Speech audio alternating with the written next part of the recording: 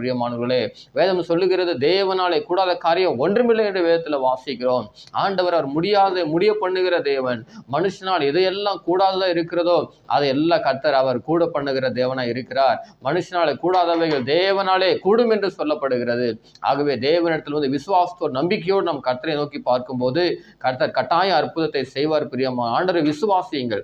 ஆண்டவர் அவர் எல்லாவற்றையும் செய்ய வல்லமையுடைய தேவனாய் இருக்கிறார்.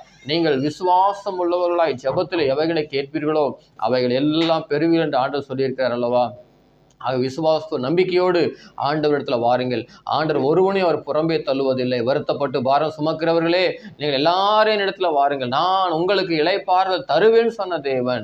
என்னிடத்தில் வருகிற புறம்பே தள்ளுவது இல்லை என்று சொல்லி இருக்கிறார். நிச்சயமாகவே முடிவு உண்டு, உன் நம்பிக்கை வீண் போகாது என்று சொன்ன தேவன் நிச்சயமாக உங்களை ஆசீர்வதித்து மகிழ்ச்சியாக்க போகிறார். பிரியமானவர்களே, இந்த தேவனது குடும்ப ஊழியத்தின் மூலமாக நான் தொடர்ந்து தேவனிடத்துல மன்றாடி ஊக்கமாய் ஜெபிக்கிறோம். கர்த்தர் அற்புதத்தை செய்கிறார். பிரியமானவர்களே, இந்தியாவில் பல மாநிலங்களிலிருந்து எங்களோடு தொடர்பு கொள்கிறார்கள். பல நூற்றுக்கணக்கான மக்கள் ஒவ்வொரு நாளும் இந்த தேவனது குடும்ப ஊழியத்தில் இணைக்கப்படுகிறார்கள். அநேகருக்காக நாங்கள் மொபைல் மூலமாக, தொலைபேசி மூலமாக நாங்கள் ஜெபிக்கிறோம்.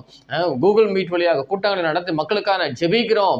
ஆண்டவர் அற்புதங்களை செய்கிறார். பரிசுத்த ஆவியானவர் மக்கள் எல்லாம் விடுவிக்கிறார். பிரியமானவர்களே, அநேக குடும்பத்திலே பாவ சாப கட்டுகள் உடைக்கப்படுகிறது.